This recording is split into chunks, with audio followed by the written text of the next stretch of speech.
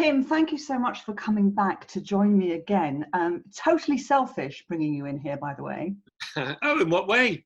Well, because I'll tell you what, going through what we're going through, I mean, we're in lockdown at time of recording. I'm really hoping that by the time this goes out, we're not in lockdown, but I think we'll be in some kind of still, bit of a disruption, shall we say. And I feel it's really important for me as a business owner, for our clients as businesses, for speakers that we work with, to really tap into our creativity at the moment. Whether that is to envision what we're going to do afterwards, what we're doing now, and really look at things. And I don't know how easy that is to do in our current situation. So I'm going to pick your brain. Is that okay? Yeah, of course. Yeah, please go for it. Super. And also, thanks for asking me back.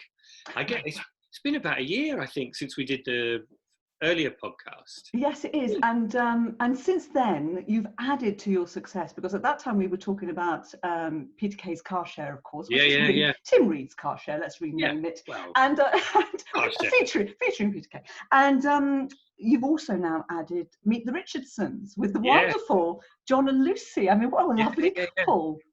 Yeah, it was great and amazing that it's been, has been a big success, it's been a huge ratings hit for Dave, and it really kind of took us aback, I think, just how successful it was. It was something like 3 times the normal rating slot average for that time.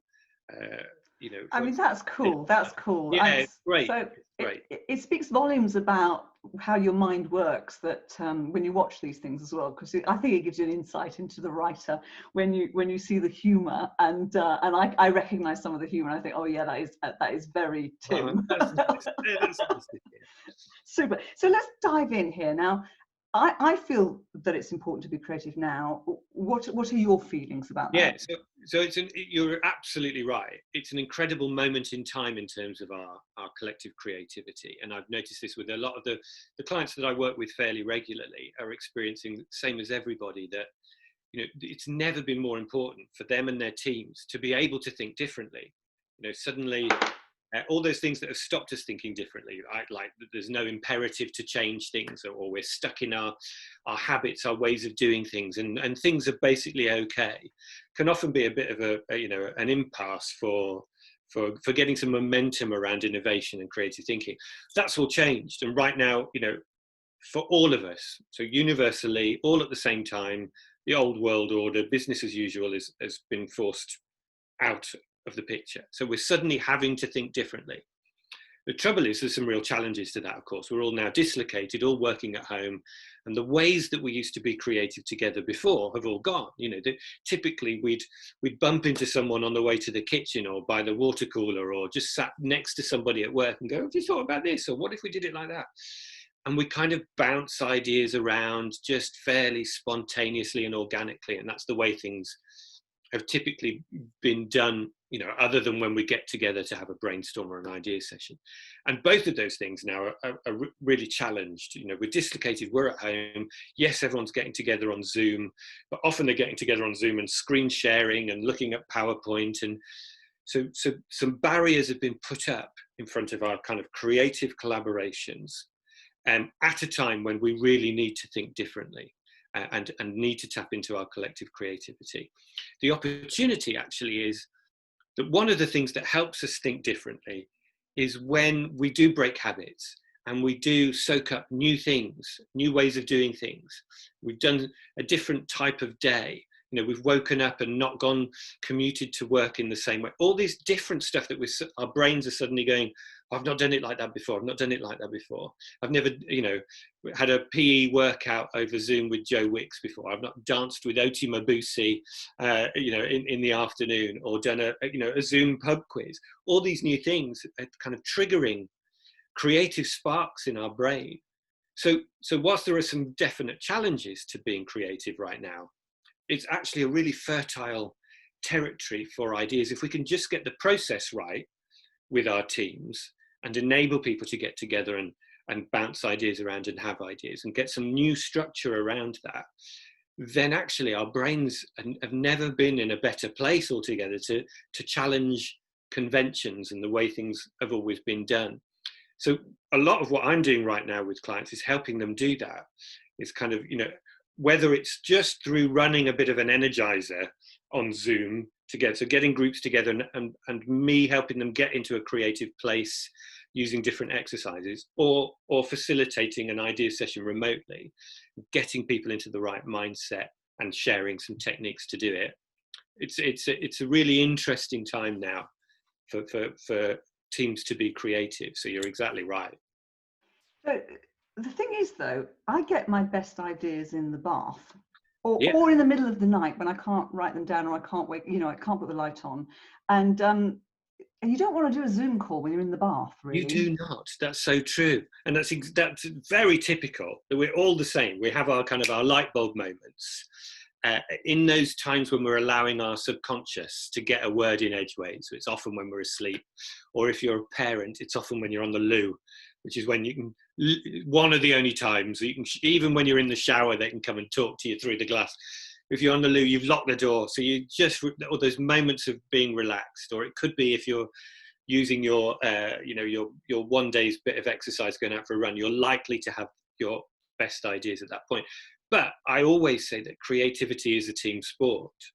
It's brilliant to have those great ideas, the sparks of ideas, those initial thoughts on your own in those moments. But actually, we build up best ideas when we're doing it together as a team.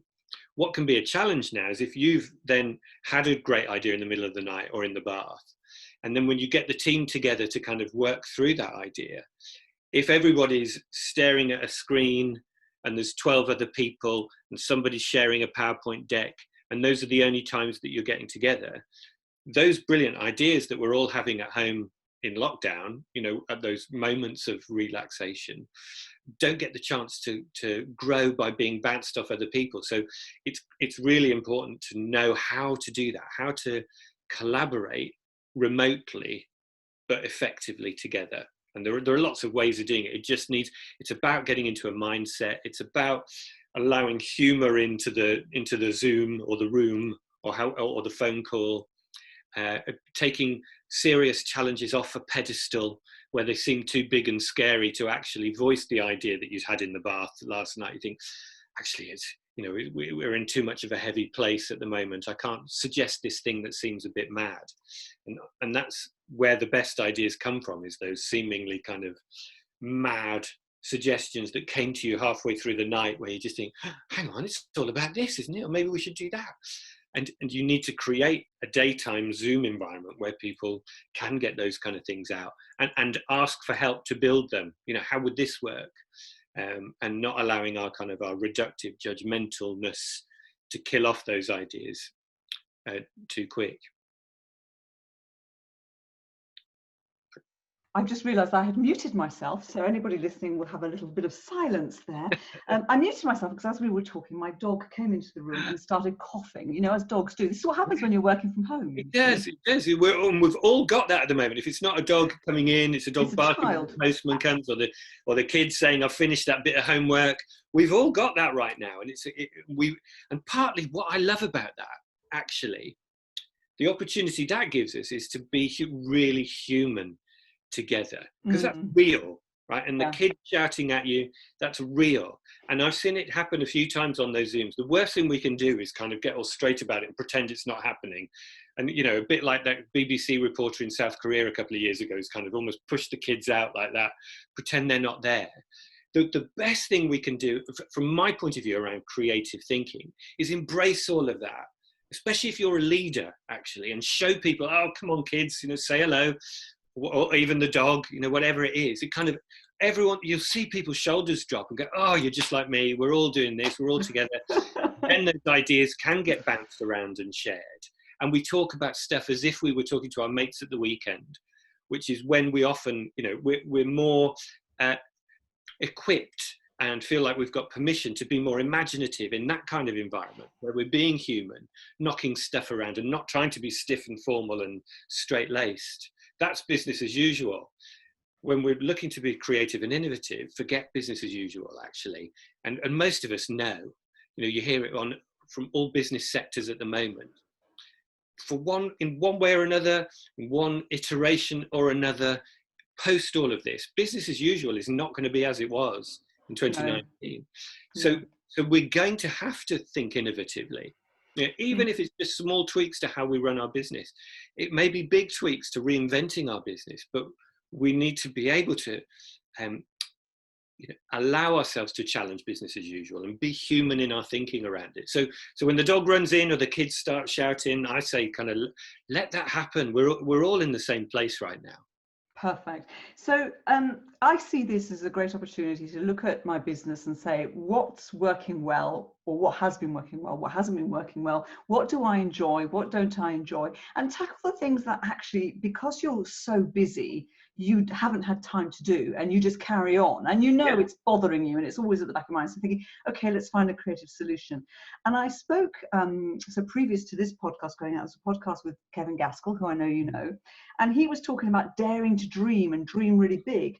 So if you dare to dream really big, then you need to be creative to be able to achieve that big dream. So let's dream big. Let's dream that we're going to come back after this, and we're going to do not the same business we did before. We're going to do 10 times the business. Okay. Yeah. Where do we start? Give me an activity that we can do as a team, creative activity that we can do. So I'm taking notes, Tim. So the first thing is to get together knowing you're going to do that. We're challenging the way things have always been done. So to start to do that, I think you need to talk yourselves through how the thinking's going to feel for the next little while. So however long you're imagining new stuff. And I always talk about getting into this kind of shape. So like imagine a big inverted kite. I'm glad you did that, because on a podcast it's difficult to envision that. It's a kite, an inverted kite, like or a kipper tie, maybe. A kipper tie, it's exactly like that, big 70s kipper tie. And then everyone can start to visualize that shape, and you say, what we mean by that is with this bit, the top bit, we're going to be expansive. We're going to explore all sorts of different ideas. And while we're doing that, you may well think, oh, we couldn't do that because, or I can immediately see some reasons why that wouldn't work. Or I can see some, probably inconvertible challenges to that. Ignore all of that. Allow yourself just to go with it and allow these ideas to build and land as many as you can while you're being expansive. Knowing we'll get reductive later. We'll put a more sensible hat on later, once we've filled the walls full of new different possibilities, big dreams. And while we're in here, we can take any of those ideas we've just landed and push them even further and go, okay, there's something in that. What if we turned that up to 11? What if we think we could do that in 2022, what's the 2030 version of that idea? So really kind of have fun with doing that. You can try some different exercises to get your brain into that. And I often bring in different exercises that I've learned from the world of comedy. Improv lessons and classes and techniques are brilliant for this kind of thing, because they teach you how to keep something alive and going. So things like yes and is a classic one. There's lots of others, but yes and is a really nice way of saying, while we're in this bit of our thinking, what we're going to do is accept any idea that someone else has suggested. That's the yes. And then we're going to build on it as well. We're going to add to it, and that's the and. And you can start with something that's nothing to do with the business. A classic one in improv is if somebody says, well, here we are in Spain, and then the next person has to say, yes, and. So you've immediately accepted we're in another country, okay, and what's going on. So you might go, yes, and shall we order another bottle of sangria? And the next person goes, they're building on that. So, yes, and look out for the bulls. And suddenly you've got this whole action going, and the next person has to say, right, well, I'll grab the glasses. And before you know it, that's just 4 people going, yes, and you've got this whole scene going on. So if you have some fun with that, what happens is you get some laughter in the room, which means everyone's brains are now wired to be imaginative and make new connections. But you've also said, that's how it's going to be while we're in this bit. It's like we're keeping this balloon up in the air. And what you'll find is that then you've just got the mindset and the techniques right for everybody for a while to just throw out different ideas and build them. And before long, you'll have a wall full of ideas. You can push them further, different techniques for how to do that. But then before the end, before we start to go, okay, what are we going to focus on for the next while? You'll get reductive. So you'll look at all of these ideas and go, right, which ones fit our strategic aims now? Which might be, we love it. It feels doable. It feels post-lockdown. It fits within what we're probably going to start with as a budget, or whatever your parameters and your judgment criteria are. You can use those to then go, right, these are still big, visionary ideas for what might happen next that we're going to take forward, but they fit your criteria. And there's lots of different techniques that you can use to get the mindset, the behaviors right, but also to kind of stimulate you to start getting ideas floating around. And you can use an awful lot of those still on Zoom. You can use those. I've done a few over the last 2 or 3 weeks, and it's amazing what you can do with the breakout rooms and things like that in Zoom. So you can send people off in 2s and 3s to have a bit of a powwow and then come back and share their ideas, which spark other ideas. And so it's just about getting that kind of energy and momentum going. I suppose I should say there are other platforms available, but we do tend to favour, and we're not being paid to advertise them. No. We do use it, don't we? Yeah, I think Microsoft Teams would do the same. You can do the same on WhatsApp, Messenger, Skype. On the landline, over the old-fashioned BT landline. If there's only 2 of you, there's all sorts. I wanted to add to that. That's Skype. Skype, yeah. So I wanted to add to that, because I could say yes, and the yes and technique is also quite useful when you're with your partner and you don't want to have a fight, or you want to have a conversation and keep the conversation going, because you're stuck 24/7 sometimes with your partner. Normally my man is away very early doors and back very late. Now he's working in the dining room because his office is right above me. So if I'm doing any recording, we hear each other. So he's moved into the dining room downstairs, but it means we're together 24/7. And so sometimes you have to use yes and so that you can create some conversation. Yeah, absolutely right. The other thing that's so important is another creative behavior I talk about, which is about signaling. So when you're bouncing, and I'm going to say that that's so important with your partner as well right now. It's really important. And what I mean by that, when we're having ideas, is about saying whether you want someone to help you build an idea, or whether you're looking for someone to say whether it's any good or not. And too often we'll go, oh, I've got this idea, what do you think? And if you say that to somebody in a working environment, especially a leader, it sounds like what you want is me to say quickly whether that's any good or not, to save you wasting your time. It's exactly the same with your partner. It's too often we'll go, I've just thought about this. What do you think? And without thinking about it, we'll often we'll close it down and go yes or no, or oh, I'm not sure about that. It's a bit rubbish.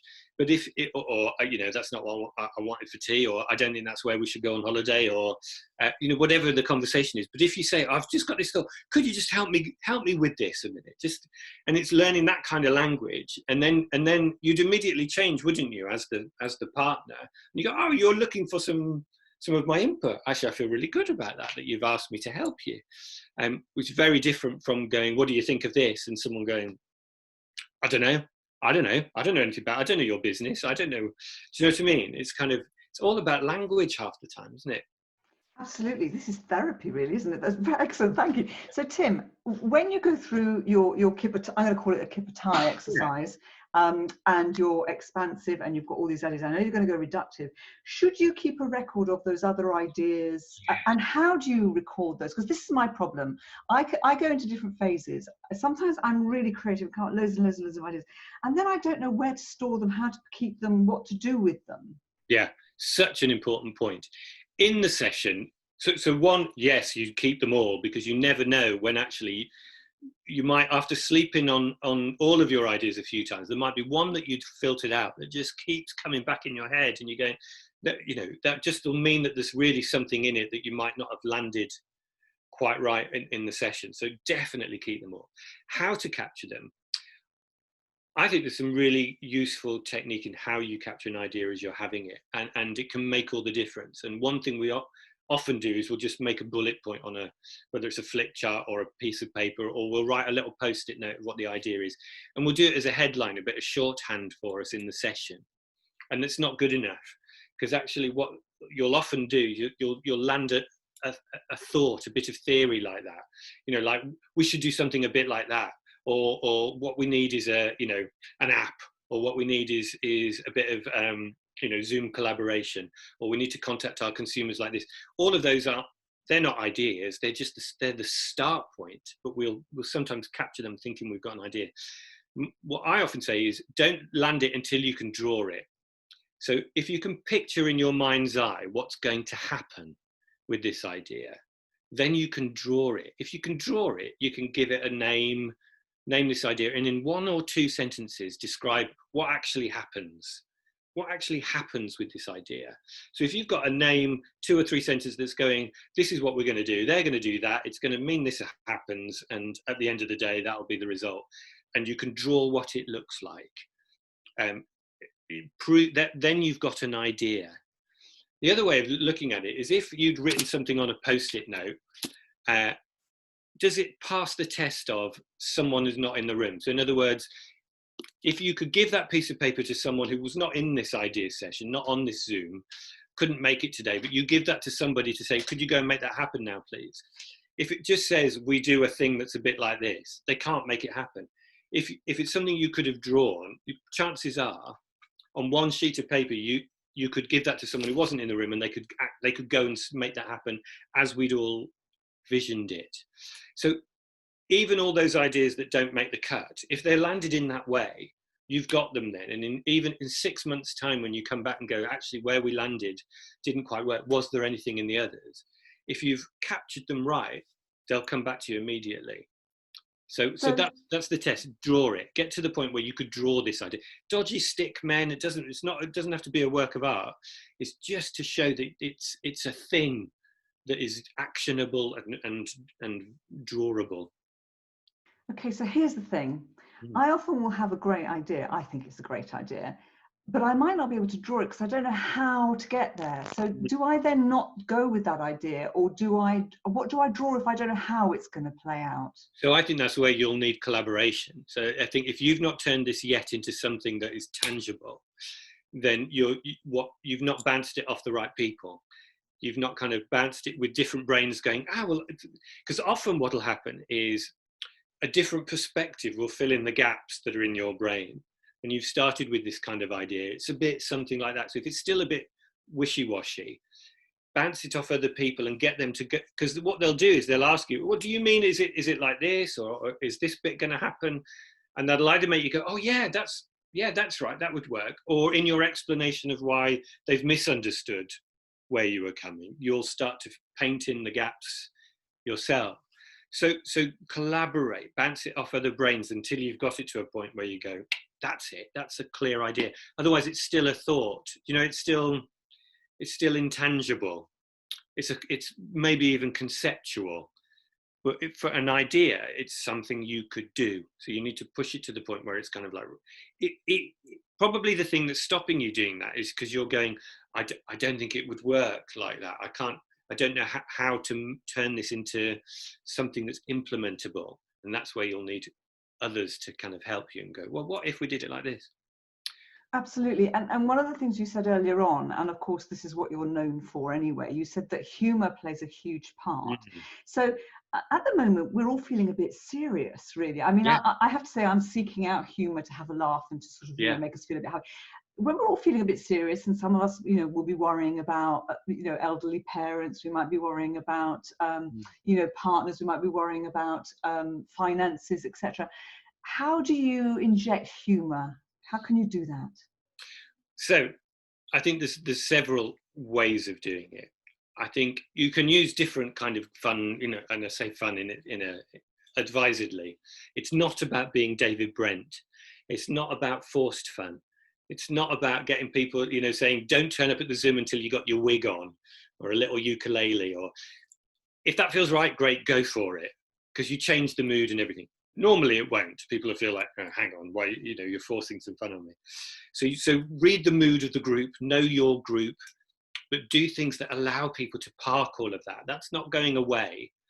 But our best way of solving all of those problems is probably by having ideas that will help us do things differently. So you need to create the energy, the time and the space where people can do that. I'll use simple things, like, again, learning from the world of comedy, getting people to hand each other a gift is a nice bit of, again, an improv technique, but and you'd say to people, you just make something up, spur of the moment, doesn't matter what it is, but in the Zoom box, hand it to somebody like that, and then you have to take it, and I'll hand you a gift, something I haven't thought of yet, and you take it and tell me why it's the perfect gift for you.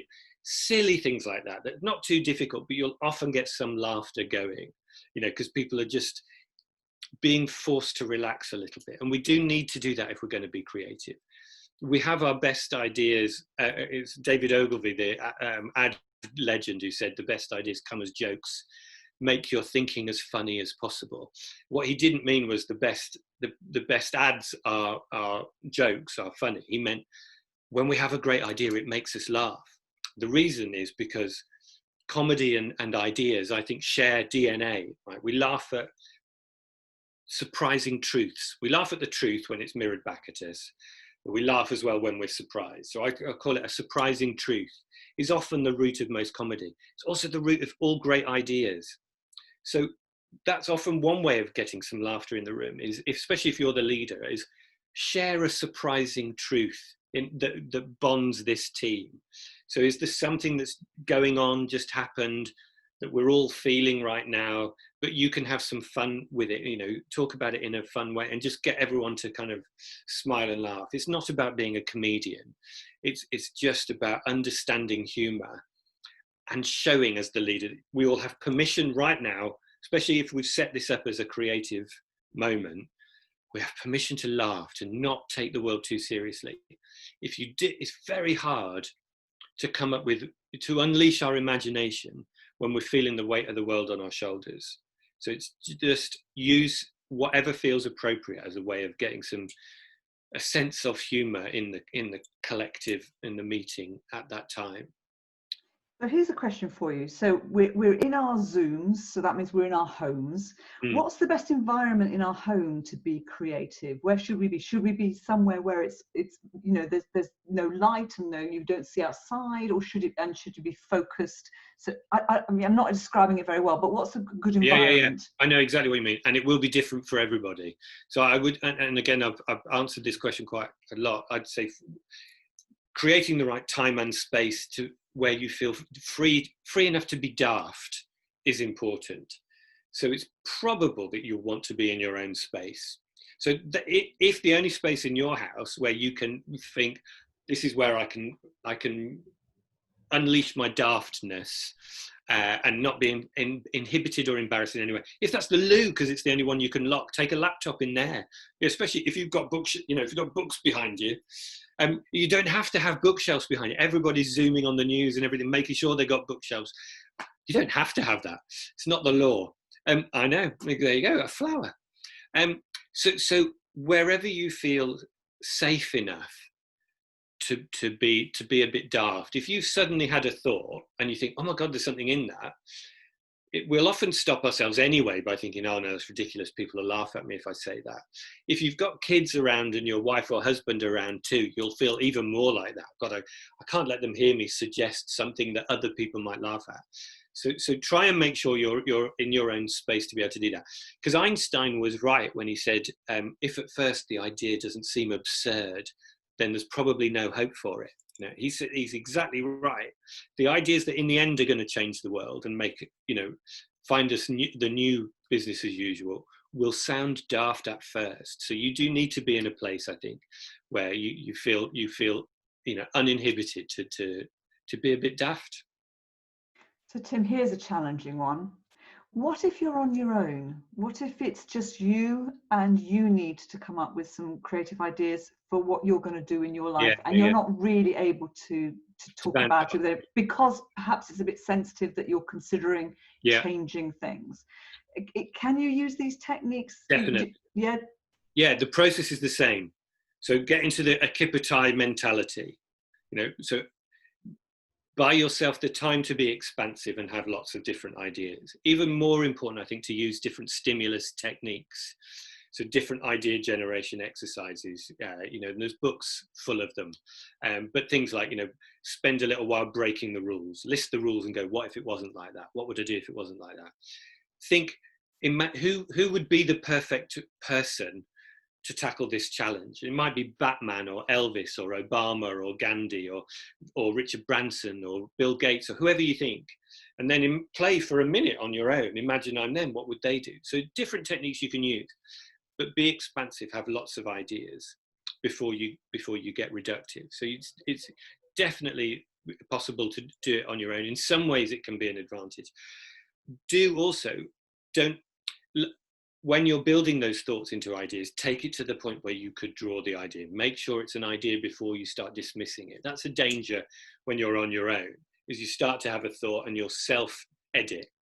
You'll kind of go, oh no, that's ridiculous, couldn't do that. I'd force yourself to allow that particular idea to grow into the idea it needs to be before you have another one and another one and another one, before you get reductive. So it's just about being disciplined of getting into that kind of shape of thinking, and using stimulus exercises.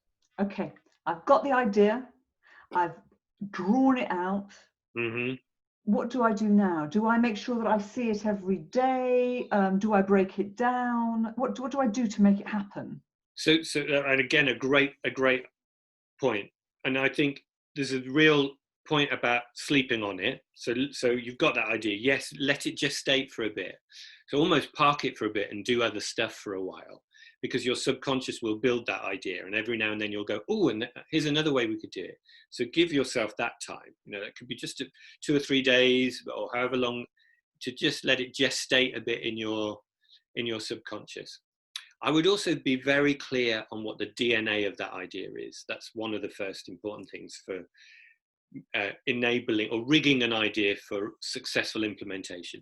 So know what I mean by the DNA is, what are the essential bits of that idea? What if even if all the other ways I've imagined and landed that idea and expressed it have to change as I get to implementation? What's the bit of this that is the heart of it, the principle of this idea that I love? That if that bit changed, then it's a different idea and I may as well kill it off.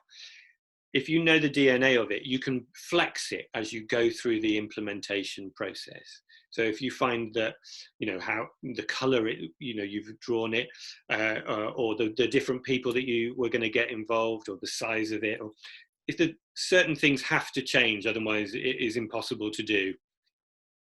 And as long as that doesn't affect the DNA of it, change those bits. Be flexible with all of that stuff. What is the essential truth of your idea if you know the DNA of it. And then road test and reiterate is again other tools that you see in the world of comedy used brilliantly, is test that idea. So a comedian will never take it, write a stand-up thing and then take it around a tour of the national theatres. They'll go to small pubs and clubs and even try it on their family first, but then try it in a local pub or a pub miles away, so it's not people they know, and look for what's wrong with it and change. That didn't make anyone laugh. I thought it was hilarious. Didn't make anyone laugh. Right, kill it off. Rewrite it. Do the same with your ideas.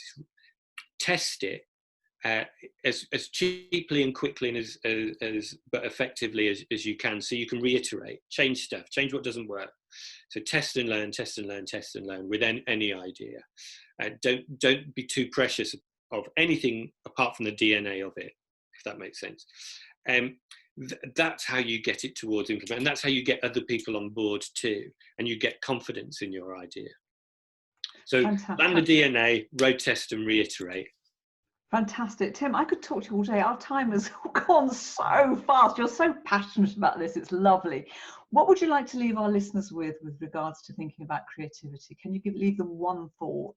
Yeah. So right now, for yourself and your teams, if you're a leader, soak up the fresh stimulus, right? Soak up what's changing in the world, what's going on in the world, whether it's, as I say, exercising with Joe Wicks, or clapping on a Thursday night, or doing a national theatre Zoom visit, or a pub quiz. All those, it's a unique opportunity to do so many new and different things and do old things in new ways.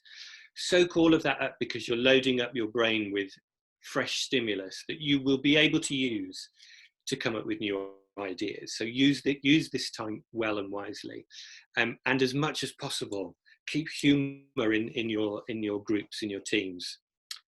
Fantastic. What lovely advice. Thank you so much, Tim. Pleasure. Thanks, Maria.